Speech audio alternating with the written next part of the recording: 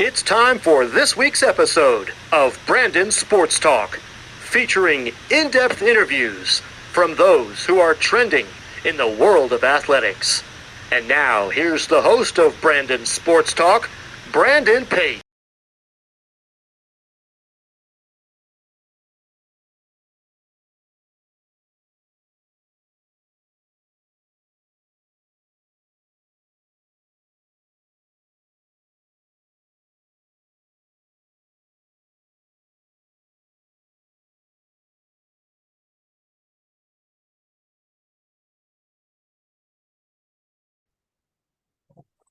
Welcome back to Brandon Sports Talk. In today's episode, I have the privilege and honor of interviewing the Trojans assistant track and field coach for throwing and weight training, Michelle Clayton. How are you doing today? I'm great. How are you? Doing good. Can you talk about how you knew that you wanted to get started into coaching the sport of track and field? It kind of found me per se, I would like to say. I actually was a strength coach before I was a track coach. I did that for 10 years collegiately while I was still competing in track and field. And so I got started in collegiate coaching, I would say, first and foremost, and by way of strength and conditioning with the legendary Jeff Connors out of East Carolina. And so that was while I was still a graduate assistant. And so I got started with him. And like I said, I did that for 10 years with football, men's basketball, women's basketball, the whole nine. You name it, I did it. And then when I was done with my athletic career in track and field, then I moved on to actually coaching that particular sport. But I just didn't want to, as an athlete, I didn't want that to be, it was already my life. It already encompassed everything I did in terms of my mental focus. I didn't want it to also be my professional focus. So being in the weight room worked out beautifully. It gave me the opportunity to pretty much have my weekends. Obviously during the fall with football, I didn't, but for me, track and field wise, that wasn't the season. So it was fine. And so it was just the perfect storm, I would say. And then when I was officially done at the end in 2004, then a couple years later, it worked out that I moved on to track and field. What was that like, obviously, going to ECU to compete in track and field as a thrower? It was a long journey. Many people don't know my story of getting to East Carolina. They assume that it was just where I was supposed to be. My mom and dad both went to East Carolina and were athletes there. My dad played football there. My mom was an All-American golfer there. So everybody literally assumed that old Michelle was just going to just show up there, that I would wear the purple and gold and there was going to be no questions asked. But little did they know, in the back of my mind, it was the last place I wanted to be. I had grown up there. I spent my first birthday in what was then just Ficklin Stadium. It wasn't Dowdy Ficklin at the time. My sisters and I grew up taking road trips down there for games year after year after year. It's all we knew. We wore purple and gold our whole life. And I loved the Pirates, but I wanted something new. I wanted something different. I wanted something new, something Michelle. And I was trying to embrace that. And the recruiting process was very stressful, but it was fun. Academically, I had set myself up very well.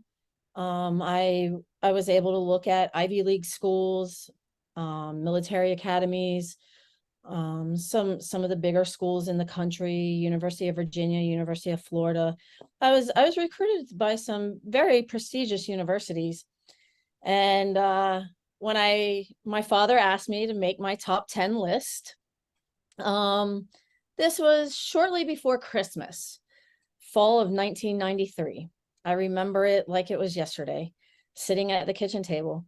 And I, in true hard-headed, oldest child, type A, Michelle fashion, I made a list of 9. And Dad said, okay, this looks good. Can you do me one favor? I said, yes, sir. What would that be? He said, can you just put East Carolina down here as number 10? I said, sure, no problem. So I did. And we moved on. There was no discussion. We moved on. And then it came time to start making some decisions on official visits and things like that. And I definitely was not taking an official visit to ECU. Like, I could probably take most athletes there on an official visit in terms of showing them around campus, where to go. Sadly, I even knew where the bars were because we would drive through downtown on the way to games, and my mom and dad would be like, oh, there's the elbow room, and there's what in the world? Like, why do I need to know this? So I had already said I wasn't going on an official visit there from day one. So I guess we were about February. My dad said, all right, Turtle, that's my nickname. He still calls me that to this day. We need to narrow this list down to 5. And he pulled that little darn sheet out again. And I said, all right, Daddy. I wrote down 4. And he says, Michelle. I said, just write it down. Just write it down. And he was like, I promise good things are going to happen. I said, I'm sure you already know, don't you? So again, on we go. And so my 4 schools were University of Virginia, Virginia Tech,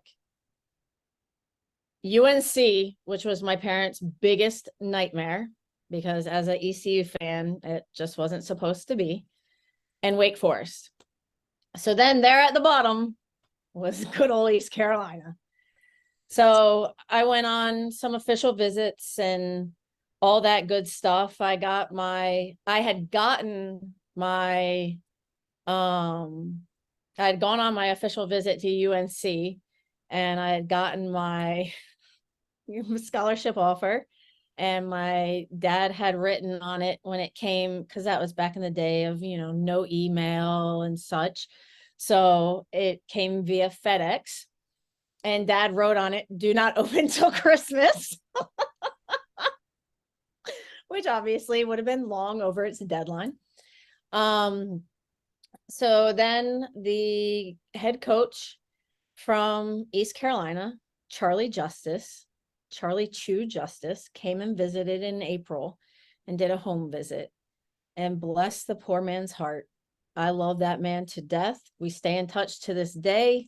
He had known me since I was a wee one because he had been the equipment manager for the football team. And again, the old Claytons were always around ECU football. That poor man spent something like 5 hours at our house in our living room. And they had just come off runner-up finish at the CAA championships, like best finish ever. He was elated coming into our house. Like, he was just going to lock down old Michelle. And I just sat there and listened to him. And we probably talked about ECU football more than we talked about anything. And I remember he was just like, all right, well, let's get down to business. This is what I have. This is what I have to offer, blah, blah, blah, blah, blah. And I was just like, I just listened. And then finally, the poor guy leaves, walks out the front door. We stood on the front porch, waved by, closed the front door. I look at my parents and I said, well, I hope you're happy. That's where I'm going to school. And my bedroom is downstairs at my parents' house. And I walked into my bedroom and I shut my door. And that was the end of the discussion. There was no other talk. And literally the next day, I woke up and I asked my mom for a sweatshirt to wear to school. And that was really all that took place. So I it was interesting. It was a long road, but it was fun. And once I put that shirt on that day, I never regretted it. It was an interesting journey. I didn't really have a throws coach except for a year while I was there. My dad and I kind of did the 3.5, it was about a 3.5 hour drive at that time from Kernersville to, almost said to Troy, holy moly, to Greenville. And we made it work, and it made me who I am today. And good heavens, I love that school. It is who I am. I got my ECU ring on right now. My wedding ring is purple and black. I mean, you're not going to find a bigger Pirate family than the Claytons. So I definitely do not regret any ounce of it. Of course, once you got to ECU, what were some of your biggest accomplishments, and what was that feeling like putting on that purple and gold uniform? By far my biggest accomplishment was finally becoming an All-American in 1999, out in Boise, Idaho.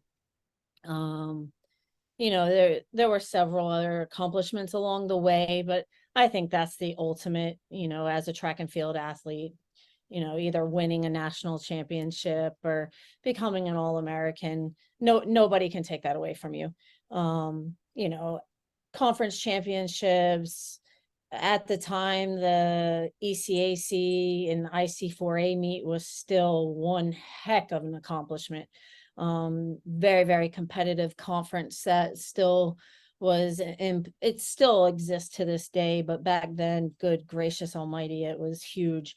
So those mean a lot to me as well, but that 99 national championship meet was something super special, and my dad was there with me. It was that was really neat. That was really, really neat. And anytime as an athlete you get to represent your institution, it's the lay of the land's changing now quite a bit with all the transfer portal and everything. So I'm scared and sad to say I don't know if athletes have that same pride that somebody like myself has 5-10 years from now. To say that you spent 4 or 5 years at the same institution, I think it's going to be really, really hard to say. But for me, it was the best 5 years of my life. I wouldn't trade it for anything in this world. What was that like, obviously, getting to put on that purple and gold uniform for ECU and represent them in the throwing? It was a dream come true. Seriously, as a young kid, I wanted to be Mary Lou Retton. I grew up in the 80s, and gymnastics was my first love. That's what I did for 11 years. And I can remember thinking I wanted to be an Olympian as a gymnast. And as I grew up and things kind of changed a little bit, goals changed, and from gymnastics I went to track and field. And though the sport changed, the goal remained the same, and it was to be an Olympian. And I got a shot at that. I got 2 shots at that in 2000 and 2004. And it didn't pan out, but I still had that opportunity to try out. And it's just to have the chance to compete for a school that you absolutely love, there's nothing better. And I can say the same for my high school. I competed for 2 high schools, but I was in Raleigh for my freshman year, and then we moved quite a bit. I moved 11 times before I went to college. My dad was in management, and we moved a whole lot. That's why my accent's all over the place. Don't try to figure out where I'm from, because it's not worth it. I guess my dad tells me I'm supposed to claim North Carolina, but I don't sound like it. East Forsyth High School in Kernersville, North Carolina, holds a huge place in my heart too. And, just, I still know that alma mater, and that navy blue and white and silver will always be near and dear to me as well.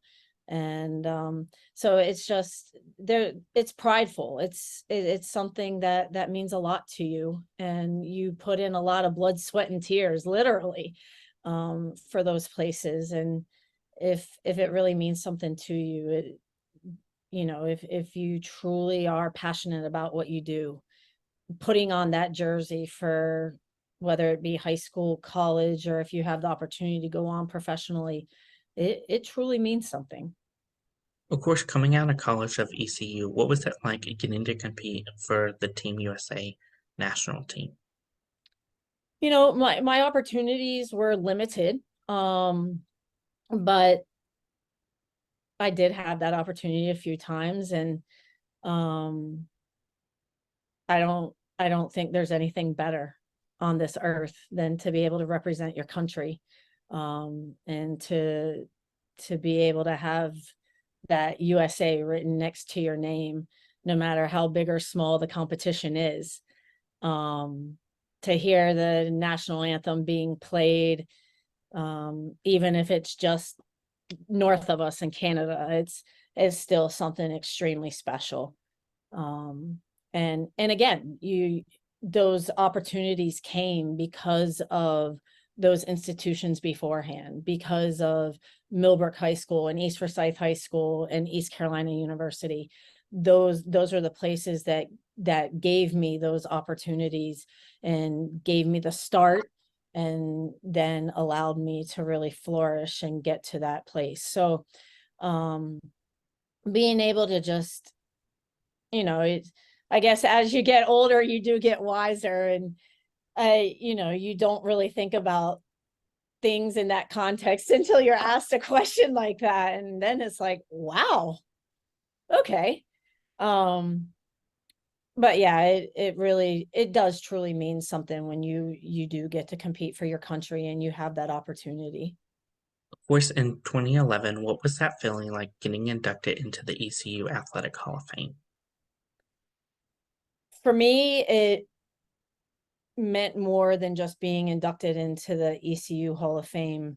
The I'm gonna get emotional here, and I told myself I wouldn't, but um, my mom had been inducted in 2005, and we were the first mother-daughter pair. And for me personally, that's what was so amazing about that.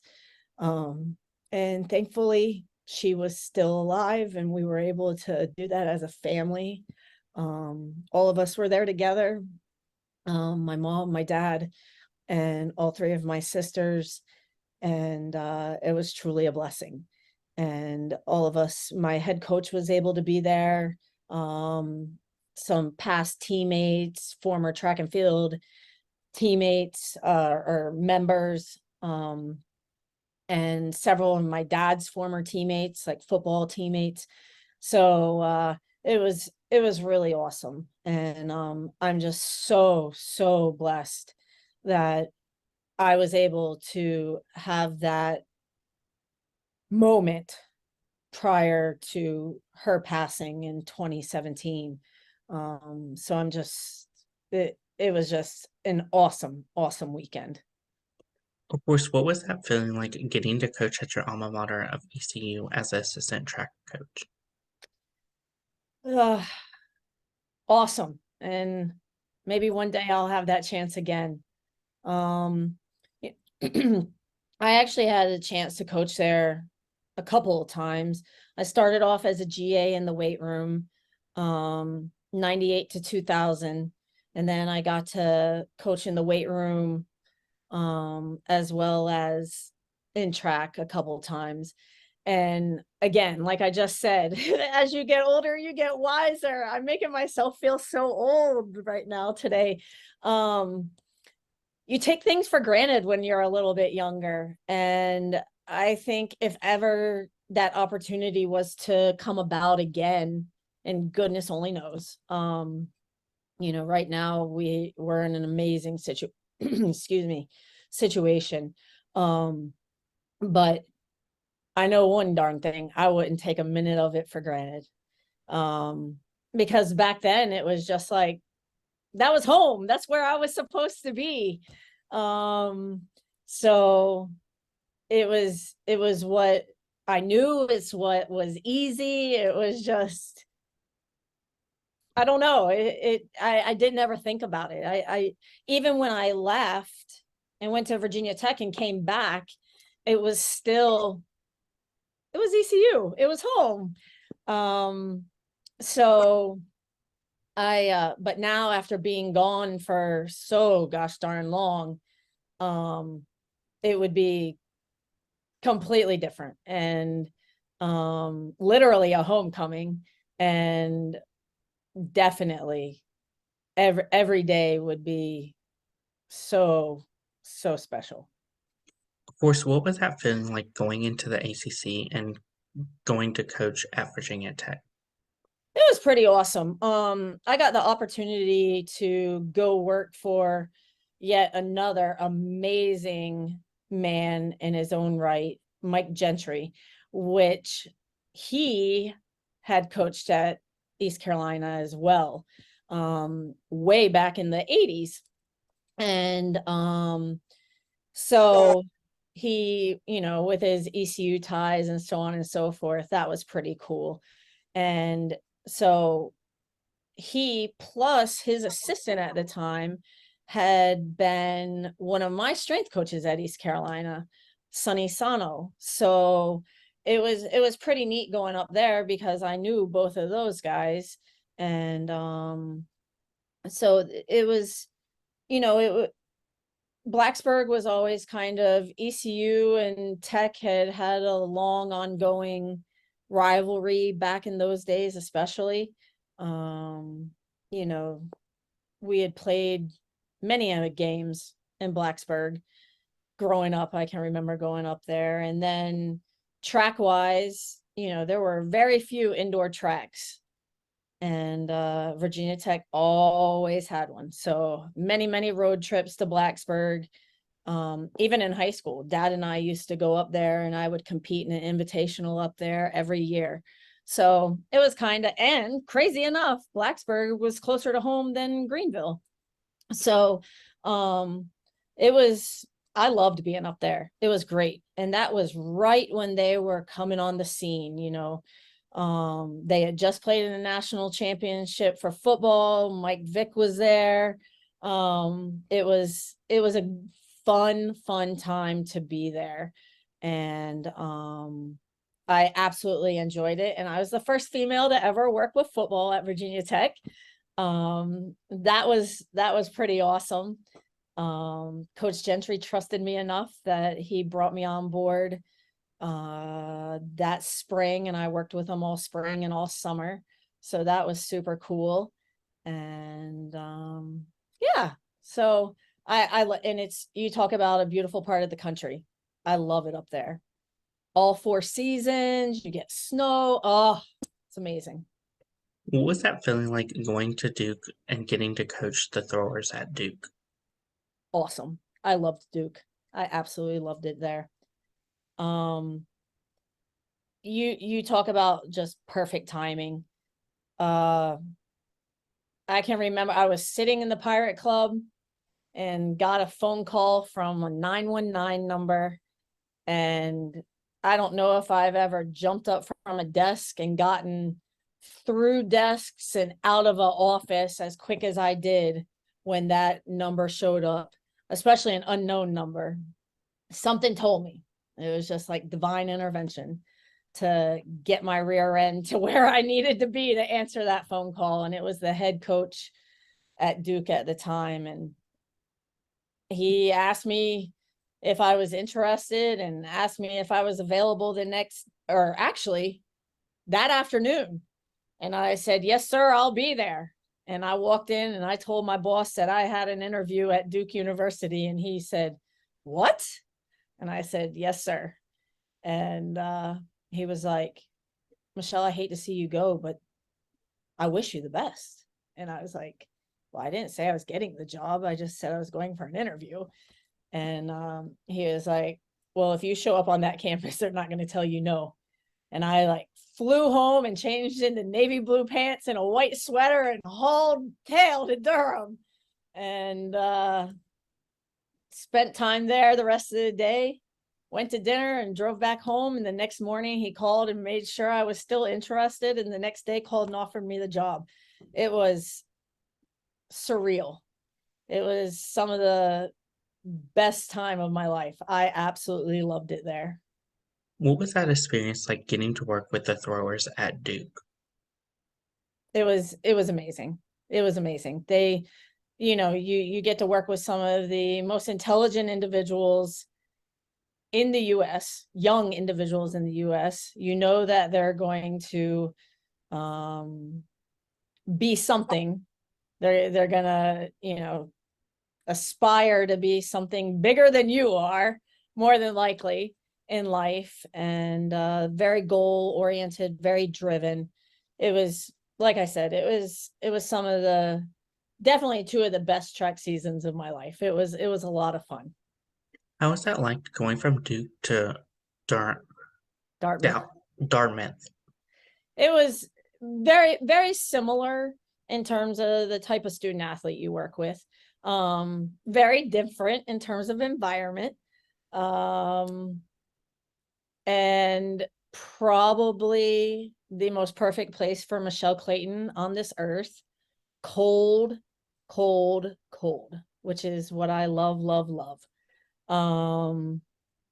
Absolutely beautiful in the mountains, woodsy, lots of snow, lots of snow. It'll start snowing in October and may not stop until May. I'm strange, very, very strange. Most people think that I'm crazy. That's fine. I don't care. It's what I love. I love snow and I love cold weather. When it's not snowing or cold, I like fall. And those are the two things I got a lot of there. So it was perfect. It was absolutely perfect.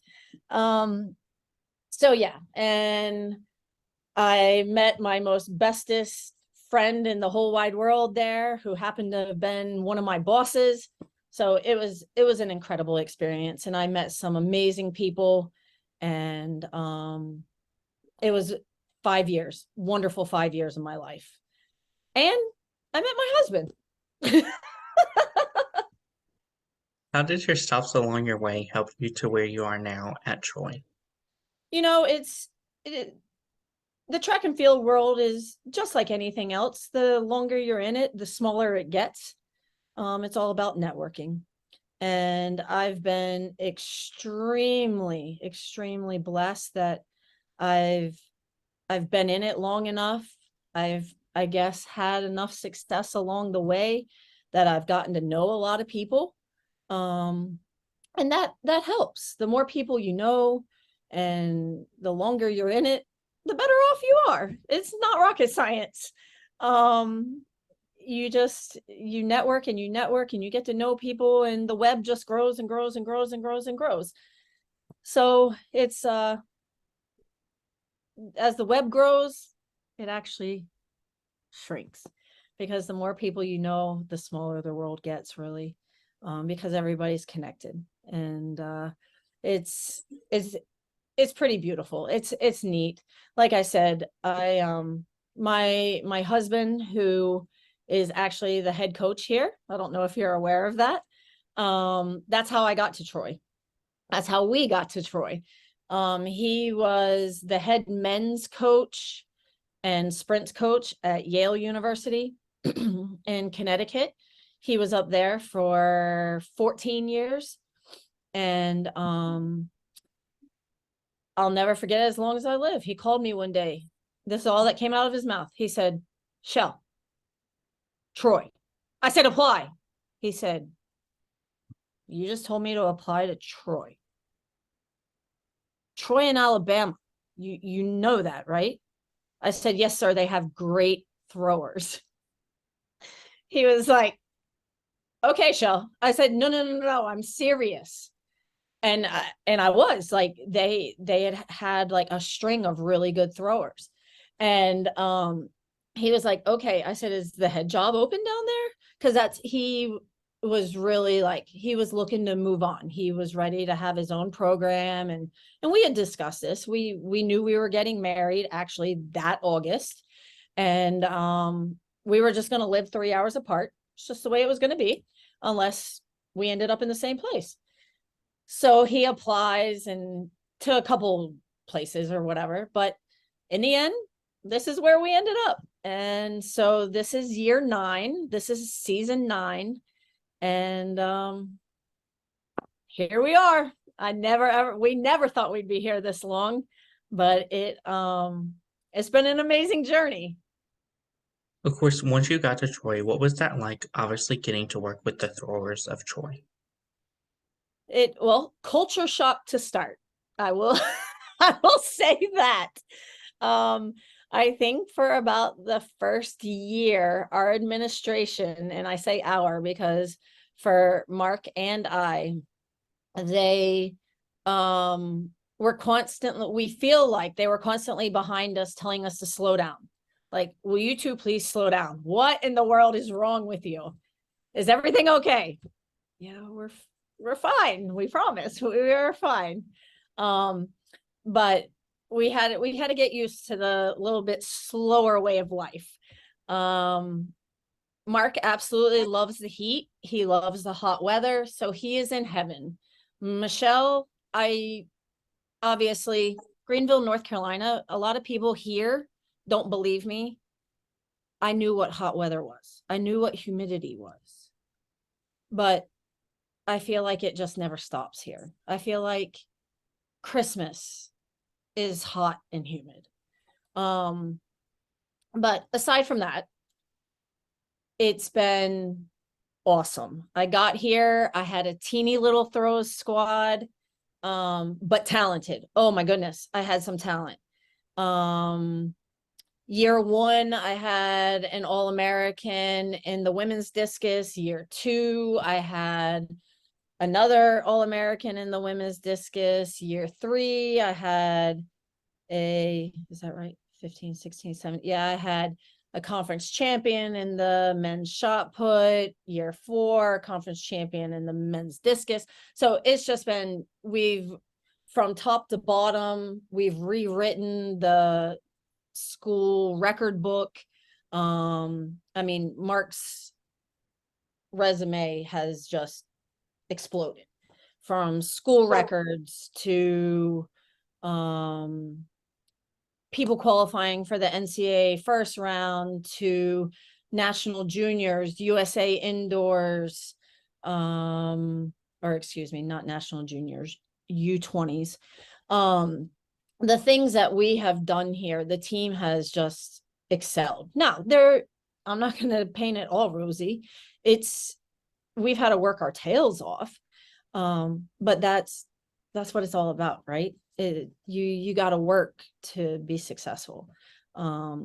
So it's been one, excuse my language, but it's been one hell of a ride, and we've had our ups and downs, but we just keep plugging away, and with the yuck comes the awesome, and we're going to keep working at it. What has that been like, obviously getting to coach the throwing disciplines like shot put, javel, and even disc throwing? It's what I did, so I love it. I'm glad that I coach both men and women. It keeps me stable. I don't think I could do one without the other. I think having both men and women is a great balance. I love coaching all 4 events. I threw 3 out of 4. I will never say that I was a proficient javelin thrower. I did throw it, but was not one of my events. So no. I was taught to throw it by some of the best in the world. By an Olympian, by actually a couple of Olympians, as well as their coach. So from a technical standpoint, I understand the event, but I was not a javelin thrower. The other three I threw, but it's my passion. It's my love. It's what I know. It's in me. And anybody that watches me coach or sees me coach, it doesn't take much to realize that I love it. I mean, I act like my 6-year-old child when I'm coaching. I get super excited for my athletes. What does a typical track and field meet look like for throwers? Early mornings, especially for the hammer throwers, they usually have us out there before the meet begins. So it's usually long days. Track meets are not for the weak at heart. Last week, I think we got out there and it was pretty short day, actually. Saturday, we got out there at 8 a.m. for weigh-in and check-in. And I believe we left the track in Columbia Saturday night at 6 p.m. So that's a pretty short day. That wasn't bad. There have been meets, and this is no joke, that I've been there from 8 a.m. until 10 p.m. Just you throw weather delays in there, gigantic meets or whatever. But most college meets, you're looking at a solid 9 to 5, 9 to 6 or 7 day. Of course, as a throwing coach, how do you keep that momentum of your players when obviously you have those 6 to 9 hour meets? I think it also is just the mentality. You get used to it. Some high school meets are even worse because there's even more athletes competing. So it kind of becomes part of who you are. But I also have a sports psychology degree. So I like to play little mind games with them from time to time. I have a great group of athletes and people.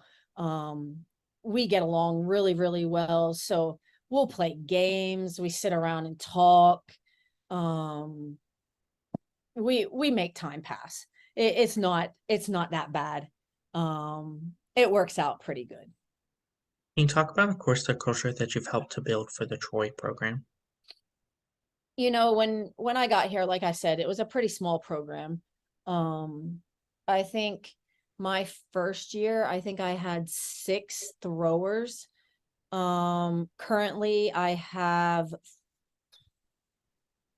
14. And as of right now, with what I have signed to date for next season, and we're not done yet. But to date, I have 14 minus 1 is 13 plus. For next year, as of right now, I have 17. Now, never in a million years did I think I would have that many throwers. Do we all practice at the same time? Absolutely not. I cannot have 17 throwers in a circle at a time. I have practice from 8 a.m. to 3 p.m. I have them in groups. So I'm literally outside all day and then go to the weight room from 3 to 7. So I'm at work coaching from 8 to 7 pretty much every single day. But the culture has come a long, long ways. When I first got here, our team culture, it was more, the throwers were the throwers, the sprinters were the sprinters, distance was distance. And then even within that, there were micro groups. Now, yes, by virtue of the sport, obviously my group is going to be kind of to themselves because we're together all the time and we train together, and the distance group and the sprints group. But meet day, everybody knows who everybody is now. It's a team much more now than it used to be. Everybody is aware of who each other are. And it's much more. So I like to say we've changed the culture more family oriented. I'm not going to say we're a giant family. That would be ignorant to say, but it's more family oriented than most. And that comes by way of Mark and I being married and our 6-year-old being with us all the time. Family breeds family, right?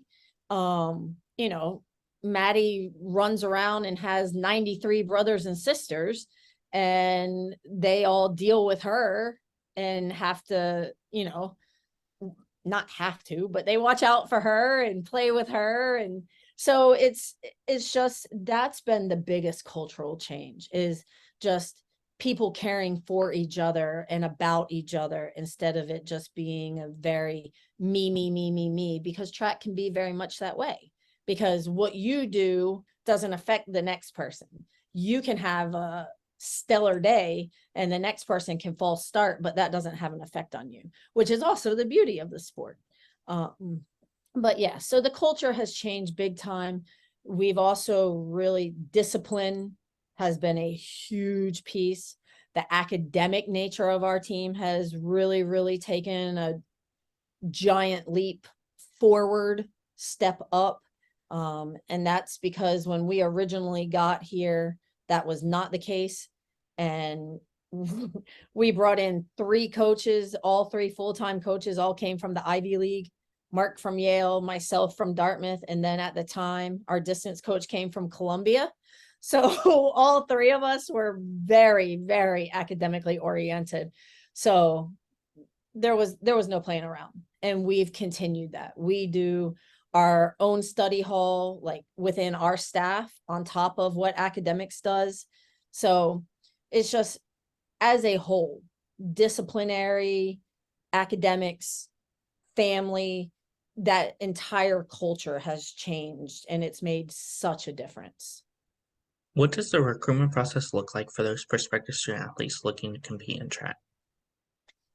So recruiting for track can start relatively early. They're allowed to take official visits now beginning their junior year. It's not as early as some of the sports like lacrosse or volleyball, those guys. So they can go on officials their junior year. That madness hasn't really broken on the scene yet. Most of them are still doing their senior year, at least in the talent pool that we're looking at. Now we will get lots of emails and such from young athletes, and that's fine. That's normal. Really start as soon as they enter high school, you start to really look to see what there is and what they have to offer. Track, because it is so, I hate to use this cliche phrase, but because it is so black and white, you either run faster, you don't, you either jump far, you don't, you jump high, you throw far. It's you versus a stopwatch, it's you versus a tape measure. It helps to see the athlete in person, or at least a video of, to see, technique, athleticism, so on and so forth. But it's not the same as, having to see game film, football, basketball, so on. So checking results, like track coaches spend so much time just checking high school results all over the country, all over the world. Because for us, it's not just the US. We recruit from all over the world. I have, right now I have a Slovakian, a Canadian, 2 Jamaicans, and 1 kid from Turks and Caicos. So I've got 5 internationals among that group of my throwers. For next year, I guess all of them are. Oh no, lies. And I have 1 from St. Lucia. So I have 6. Sorry, Joy. Sorry. She just got here in January, to my defense. Sorry. But literally we recruit from all over the world. And Troy is a huge international university. So that helps us a lot. They have a big time international student population. And so they urge us to recruit internationally, which is pretty cool. Some schools do not do that. So yeah, I would say junior year is the biggest one in terms of performance. And then senior year is when we try to, get them on campus. Normally in the fall, but springtime happens as well. Like we've had 2 official visit dates this spring. We'll have one more this coming month in April.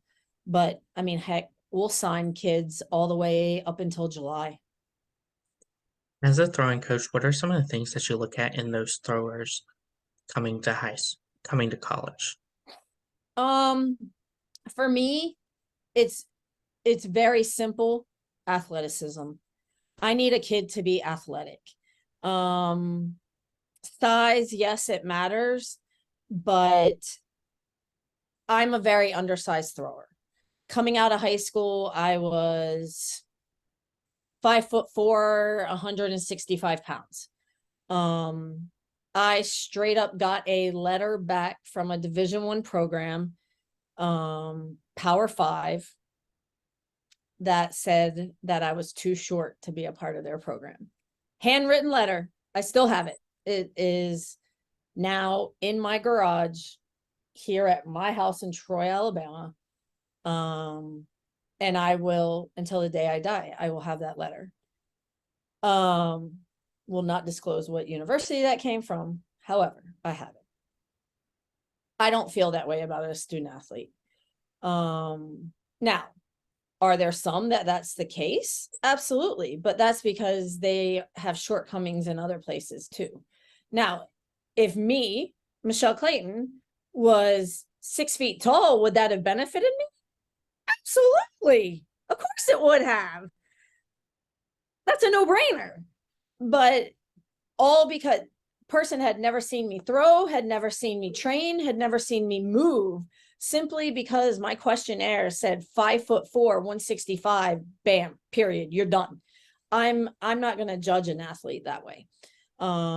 So athleticism is what I'm looking for. So that's why I said it's easy to look through results and see results.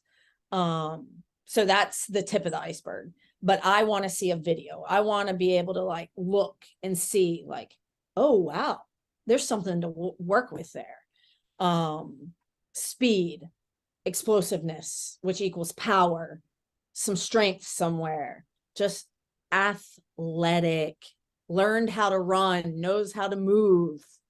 That's what matters to me. What does the official visit look like at Troy for those prospective student athletes coming to Mobile, Alabama? Troy is a small little place. It's literally the university.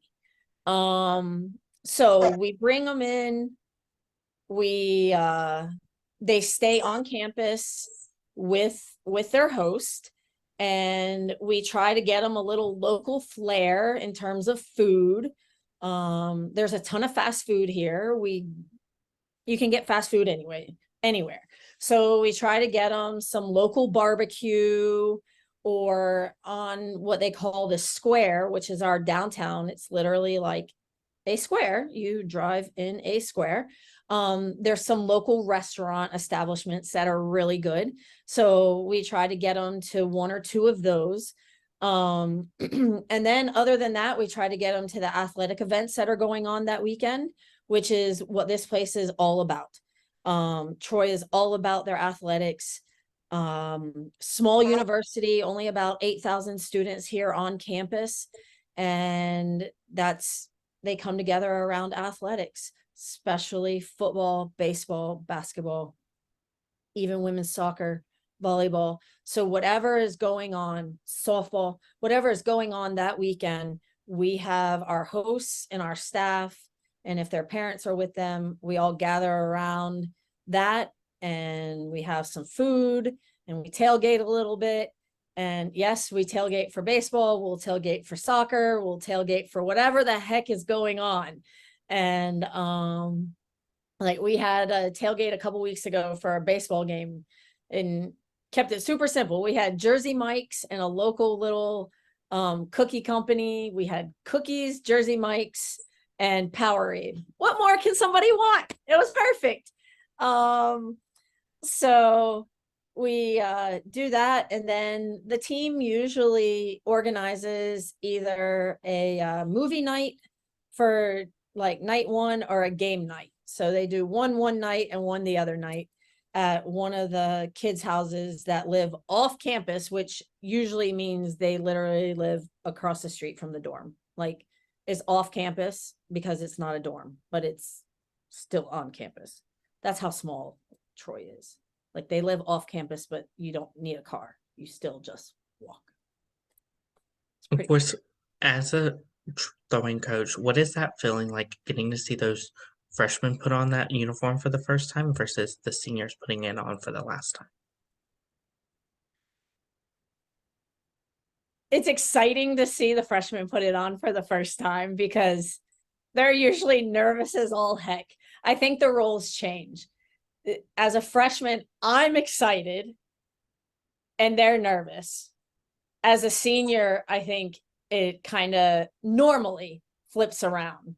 Usually they're pretty gosh darn excited and I'm pretty sad and nervous. I don't want to see them go, but they're ready to go. I think that's usually how it goes.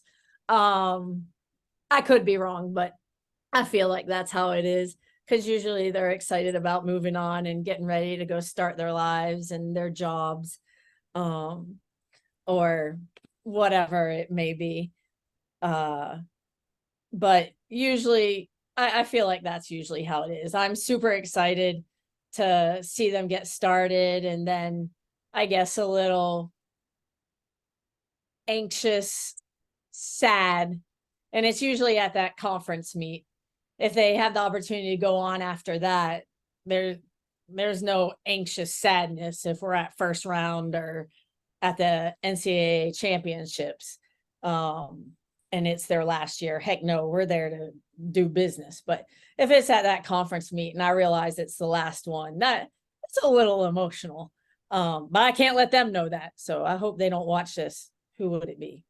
I have to make sure Nash doesn't watch this until he's past conference. I won't send him the link. But anyways, I believe that's probably the best way to describe it. Of course, as a coach, what is it like seeing those players after collegiately go on to perform at the top level professionally? We don't get that opportunity very often. I've had a few go on and compete a little bit afterwards. Mark's had a few go on and compete. One of our guys now, he's former conference champion, went to NCAA regional first round all 4 years that he was with us. He's a high jumper. He's still competing. And there's a lot of pride in that for sure. We had another young lady who's actually one of our assistants now. She went on and was with USA Bobsled for a little while. So, it might not be in track. It might be something else. And that's pretty awesome when they have that opportunity to go on and use their athleticism and what they've worked so gosh darn hard for over the last 4 or 5 years. And it's panned out. I have a young man that went on and Olympic lifted and has on and off done pretty well with that. So, that's pretty cool. That's pretty neat. I've had another one that went on to be a bodybuilder. I mean, who knew? But it was his work ethic that allowed him to do that. And he came back and asked me if I would help him train. So, it's not necessarily always track. I have trained others that maybe weren't my athletes undergrad, so I didn't coach them in college, but then I coached them post collegiately. So post collegiates are fun to coach because they're doing it because they want to, not because their scholarship's paying for them to go to school, or mom and dad told them this was the only way they were going to get school paid for or whatever. So it's a lot of fun to work with those guys and gals, but track is a different animal because you're not making millions or even thousands to go out there and bust your rump every single day and give it everything your body can handle to be able to keep going. Of course, what are some of your future plans for the Troy Trojans program? You know, the biggest thing right now is just to get this team, the level of the team, up to where we can be top 3 in the conference. This conference has taken off like literally in the blink of an eye. The Sun Belt has absolutely erupted, and that is kudos to the head coaches. There was a time not so very long ago that you could bring kids in and you could develop them. And that's what Mark and I both have kind of hung our hat on. We've brought kids in that we could develop over the course of 2 or 3 years. Well, there's not time to do that anymore. This conference is extremely competitive, and the young men and young women that are competing in the Sun Belt are extremely good, and that has just made recruiting that much more important. And there's no other answer other than you must step up in recruiting, you must bust your butts, and we have to get better, period. Of course, being in the Sun Belt Conference, what is that like getting to compete against Appalachian State and Boone, North Carolina? For me, it's personal. Just because I had so many friends from high school go to school there, and as a Pirate, that it was never a big rival per se, but obviously in state it is. So like when my athletes are like, oh, it's just App, I'm like, it's just App? No, there's and Coastal, same thing. No, sir. You do not let anybody in Teal beat you. There's none of that. They were in the freaking Big South. Stop. So like, I'm very, very, very competitive. And if I could give like this much of it to each one of my kids, we would be golden. So yeah, like I had to explain to them why, like, and even now, James Madison was in my conference in college, and it was never like James Madison, but no, they were in the Colonial Athletic Association. They had a good track team. They weren't as good as James or George Mason, but they had some gosh darn good girls, like very, very competitive. So now everybody was like, oh, James Madison. I'm like, do you know how good they are? Lo and behold, guess who's leading the Boobas Cup right now, which is like the overall points leader of all sports in the Sun Belt? James Madison. But Michelle's crazy, right? No. Of course, what advice would you give those high school athletes that are looking to compete in college? Take no, like the old sayings, take no days off. Your competitor is always working harder than you, but enjoy the ride. You have to enjoy the ride. Don't take anything for granted, because tomorrow's not promised. You've been given a gift. Embrace that gift, enjoy the ride, and push forward. What advice would you give those first year college students looking to get into track and field? The grass is not always greener, especially with this portal situation.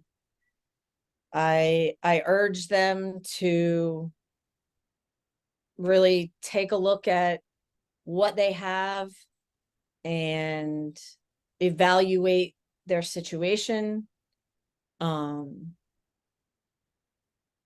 coaching staff, their selves, and really make sure that they personally are doing everything they can do to be their best self.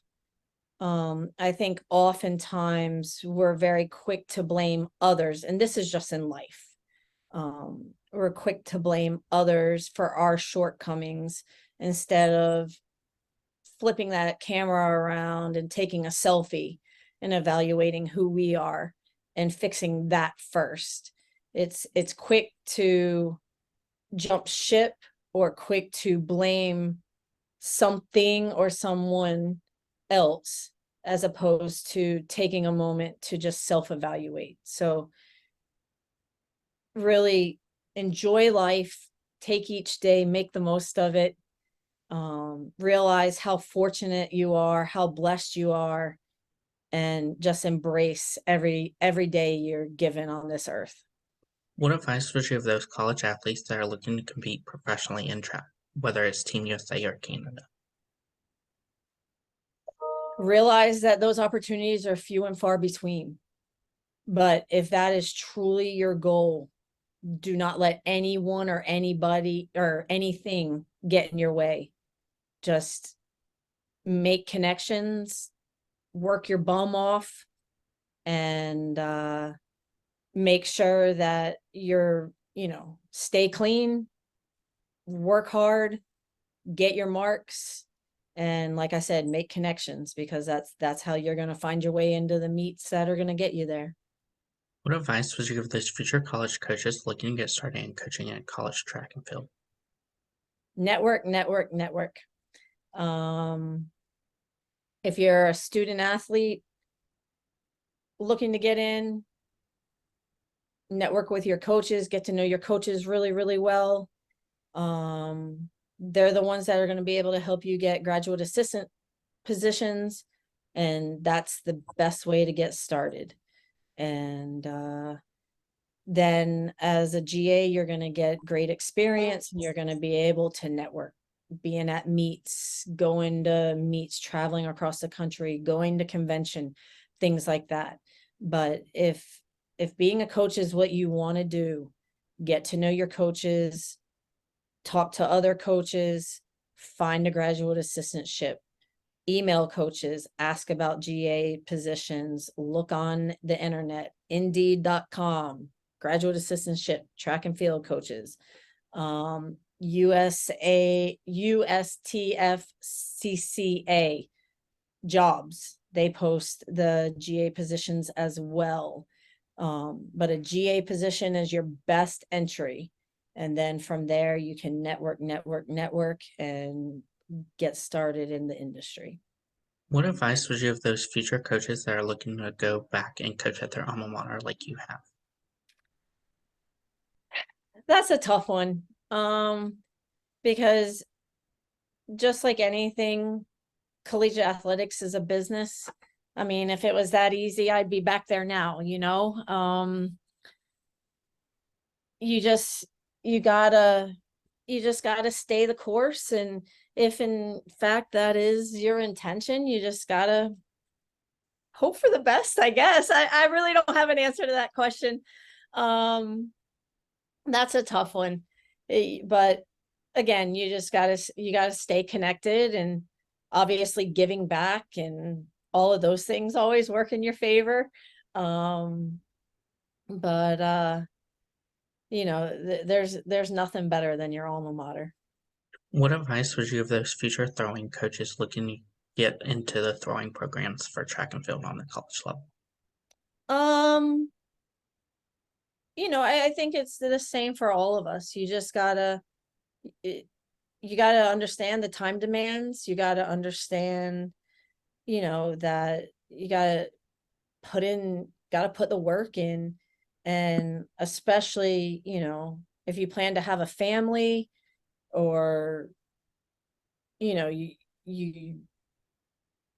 your family, your husband, your wife, your significant other isn't involved in track, they got to understand how demanding track is. We're in season essentially all year. So that's something that other people must understand. It's not that we're in season from August to December and we're done, or from October to March and we're done. It's literally year round. We don't have an off season. So a lot of people don't understand that, and it can really wear on lives. So you just have to make sure you're prepared for that. Especially ladies, if you're going to have children, because there's the retention of women in this sport is not very high, or actually in strength and conditioning either. So I'm kind of an anomaly. So yeah, you just got to be prepared for it. You got to have a very, very understanding administration, which I am so fortunate, so fortunate. Like, we could not be in a better situation here. The Troy University administration, from Dr. Hawkins down, has been amazing. Kudos. Thank you. I'm saying it publicly. Thank you. From day one, when they found out I was pregnant, have been nothing but supportive. They've been amazing. So that helps, because I have many of friends that have had children and it has been a nightmare for them. So you got to have support and backing by the people that are supposed to, be the ones to support you. So yeah. That's great advice. Where can my listeners find you at on social media along with the track and field program app? So on social media, I am on Instagram at Pirate Turtle. On Twitter, I am on there at MSC1029. On Instagram, it is Troy Throws, just TroyThrows. And on Instagram, I believe we are, one moment and I'll be able to tell you. It's Troy Trojans TFXC, as well as Troy Athletics. Thank you again, Coach Michelle Clayton, for your And interview. hold on one second. Let me fix that. It's Troy U Throws. My kids would be so very mad at me. We need followers. Troy U Throws. Thank you again, Coach Michelle Clayton, for your interview, and best of luck in your future with the Troy throwing program. Thank you so much, Brandon. You can find Brandon Sports Talk on Facebook at Brandon Sports Talk, Instagram at Brandon Sports Talk, Twitter at Talk_Brandon, and you can find me on YouTube at Brandon Sports Talk. Don't forget to like, comment, and subscribe. Thank you again, Coach Michelle Clayton, for your interview, and best of luck in your future. Thank you. You've been watching Brandon Sports Talk. Please feel free to like, share, and subscribe to Brandon Sports Talk on social media and on YouTube.